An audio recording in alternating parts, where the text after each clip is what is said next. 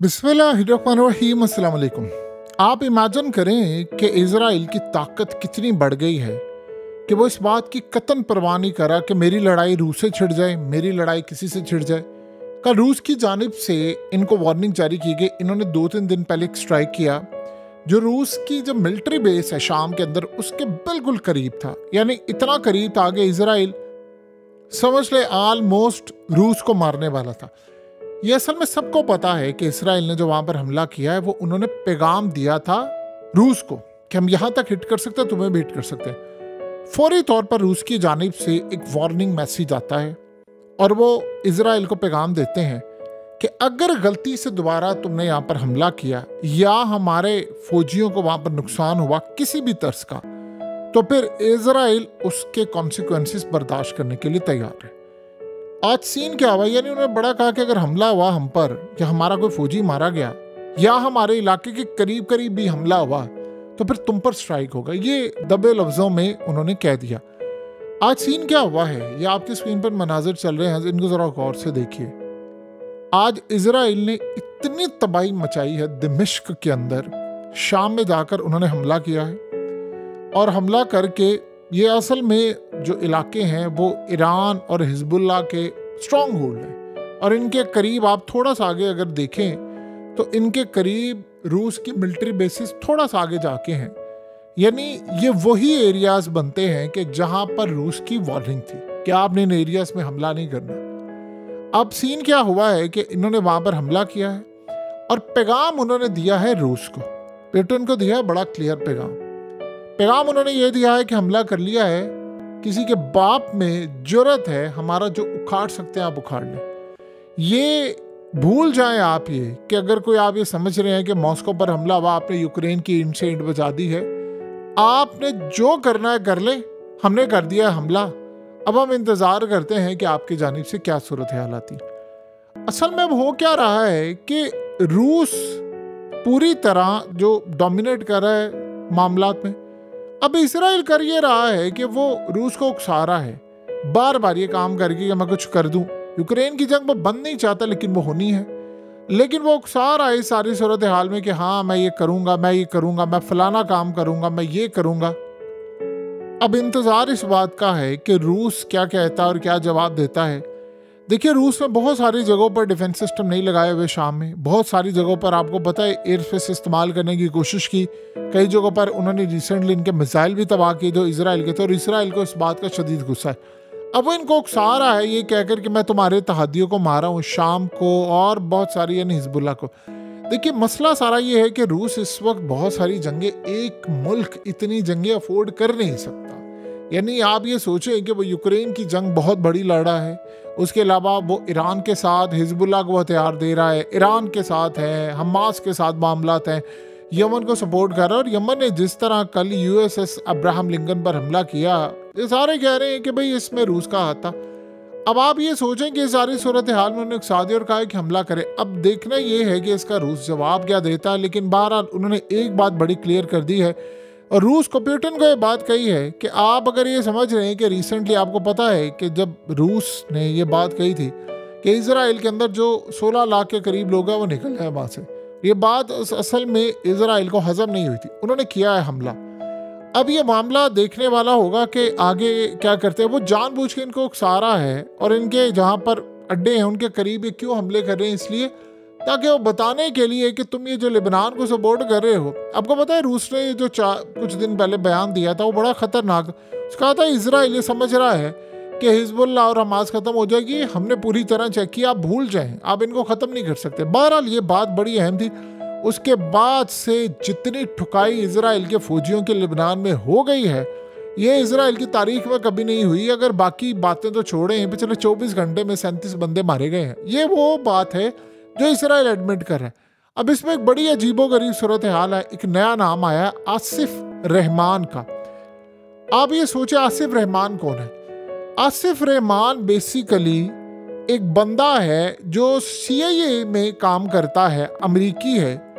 उस पर इल्जाम लगा है कि उसको गिरफ्तार कर लिया गया है। अब पूरा नाम जब आप पहला नाम देखेंगे तो आपको लगेगा यार ये कुछ जाना पहचाना नाम है, ये कौन हो सकता है, वो आप अच्छी तरह समझते हैं। लेकिन जब आप पूरा नाम देखेंगे तो नाम है आसिफ विलियम रहमान। ये डॉक्यूमेंट्स जो हैं आपकी स्क्रीन पर भी चल रहे हैं, उस पर इल्ज़ाम ये है कि उसने डॉक्यूमेंट्स लीक किए और जो इजराइल ने हमला करना था ईरान के ऊपर, वो सारे के सारे डॉक्यूमेंट्स जो 5 इंटेलिजेंस यानी 5 ममालिक की जो 5 आइज हैं, न्यूजीलैंड, ऑस्ट्रेलिया और बहुत सारे ममालिक, उनकी जो इंटेलिजेंस रिपोर्ट्स थी वो असल में CIA के भी पास थी, उसको लीक किया है और वो ईरान को दे दिया और ईरान को सारे राज दिए उन्होंने इजराइल के हवाले से जो अमेरिका के पास थे। तो उसने कहा कि इस सूरत हाल में उसको गिरफ्तार किया गया है और उसको गुआम लेकर गए हैं, लिहाजा इस वक्त मामला सामने आया है। ये असल में वही कहानी है कि अमेरिका ने खुद लीक किए थे ये डॉक्यूमेंट्स ताकि ईरान को पता चल जाए कि हमला क्या होने वाला है, ताकि इस सूरत हाल में इजराइल अपना हमला डिले कर दे। आप ये देखें कि इसके बाद हुआ ये था कि इजराइल ने जब हमला किया तो इजराइल को नुकसान तो उठाना पड़ा था, यानी जो हमला वो चाहते थे वो हुआ नहीं है। और फिर ईरान ने जो हमला रोकना था वो काफ़ी हद तक कामयाब भी हुए। इजराइल इस बात पर अमेरिका पर बरहम था और ये बिलीव वो करता है कि ये काम इन्होंने ही किया, इसके अलावा कोई ये काम हरकत कर ही नहीं सकता, किसी की इतनी कैपेसिटी नहीं है। और इस सूरत हाल में पहले किसी एक का नाम आया था, एक औरत का नाम आया था। अब उसके बाद मामला ये है कि इस सारी सूरत हाल में उन्होंने कहा कि नहीं, आपको पता है पहले फिर एक औरत का आया था नाम जो उन्होंने कहा था ईरानियन उसका लिंक है। बाद में उसने जब साबित ही नहीं हो पाया तो बाद में मामला ये सामने आया। अब उन्होंने एक ऐसा नाम रखा है आसिफ विलियम रहमान। आसिफ रहमान का तो चले समझ आती है, ये विलियम बीच में से कहाँ से आ गया। अब विलियम डालकर आपने एक ऐसा नाम दे दिया है कि जिसको समझ ही नहीं आ पा रही कि यानी किसी का बाप कोई और था, माँ कोई और थी, किसी ने शादी की है, किसी ने अपने नाम नहीं बदला। ये क्या सूरत हाल है, ये कहाँ से बैकग्राउंड से ताल्लुक रखता है। इसको इतना खुफिया रखा गया जिसकी इंतहा नहीं, और इजराइल को भी ठंडा किया गया। असल में तो उन्होंने फिर ट्रम्प को भी पैगाम दिया है कि आपके अंदर से जो मामला हो रहे हैं ना मेरे खिलाफ, मैं इस पर चुप नहीं बैठने वाला। इजराइल ने कहा था कि हमने छोड़ना नहीं है मामला, किसने हमारा प्लान लीक किया। और दूसरी थॉट ये थी कि ये जानबूझकर एक धोखा देने की कोशिश की गई थी ईरान को कि भाई आपको हम एक ऐसा प्लान देते हैं, आप इस पर अमल करें, हम कोई और हमला करें। बहरहाल वो हमला रुका। अब आप ये सोचें सारी सूरत हाल में बॉटम लाइन ये आ रही है कि असल में तो रूस के साथ एक मामला खराब हो गया है। देखिए आज नहीं तो कल, ये आप ज़हन में रख लीजिएगा कि शाम के अंदर रूस के फौजी अड्डे पर हमला हो जाएगा और वो हमला होगा इजराइल के जानिब से। वहाँ से आपको पता है कि रूस का जो फौजी अड्डा है शाम के अंदर, वहाँ से ईरान अपनी सप्लाई लेकर आता है बहुत सारे मामलात में। वो लेबनान को भी देता है, शाम के अंदर भी देता है, और लेबनान के अंदर यानी हिजबुल्लाह के पास भी हो जाती है। अब ये करेंगे क्या, ये पिछले काफ़ी अरसे से बार बार कह रहे हैं रूस को कि तुम मदद कर रहे हो, मदद कर रहे हो। इन्होंने करना क्या है कि इन्होंने स्ट्राइक करना है रूस के फौजी अड्डे पर। ये कर देंगे, ये आप ज़हन में रखिएगा, पीछे नहीं हटेंगे, क्योंकि वो उकसा रहा है। जब ये हमला करेंगे तो ये कहेंगे कि हमारे पास मालूमात थी कि ईरान वहाँ पर बहुत सारे मामलात कर रहा था, हिजबुल्लाह के साथ सपोर्ट कर रहा था। अब फिर देखने वाला मामला होगा कि रूस के Su-57 तैयारे उड़कर तेल अवीव हमला करने के लिए जाते हैं या नहीं जाते। ये असल में जो बहुत सारे आपने देखा हिजबुल्लाह ने हमले शुरू कर दिए हैं। कल जिस तरह उन्होंने किरिया बेस पर हमला किया, वो तो उनका यानी आप समझ ले फौज का हेडक्वार्टर है, पेंटागन है वहाँ। और मजे की बात बड़ी अजीब और गरीब हुई है, पहले एक हमला हुआ ड्रोन से, बाद में उन्होंने मिसाइल मारा, यानी एक दिन में 2 दफा हमला किया और दोनों ही कामयाब हो गए। तीसरी सूरत हाल वो उससे ज्यादा खतरनाक है, वो बहुत ही ज्यादा अजीबो गरीब थी कि वो तो आपको पता है नेतन्याहू के घर की यानी जो खिड़की है उस पर जाकर हमला हुआ। अब आप ये सोचे कि एक दफा आपने फौजी हेडक्वार्टर पर हमला कर दिया, आपने दूसरी दफा कर दिया एक दिन में, तो उसका मतलब आप तीसरी दफा भी करेंगे। तो इस सूरत हाल में ये मामला काफी हद तक इजराइल को समझ आ गए हैं कि हमें लड़ाई को एक्सपैंड करना है।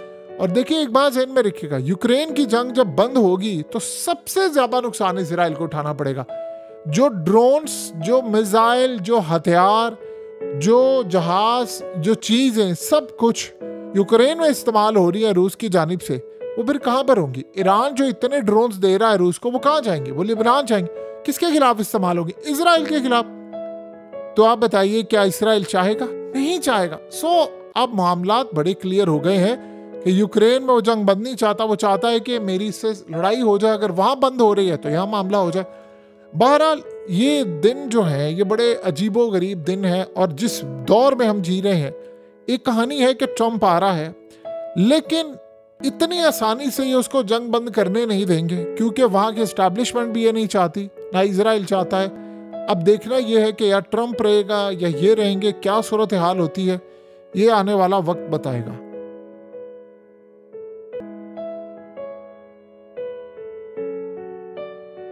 हकीकत टीवी को सब्सक्राइब करना मत भूलें, वीडियो को लाइक करें, शेयर करें और कमेंट सेक्शन में अपनी राय का इजहार जरूर करें।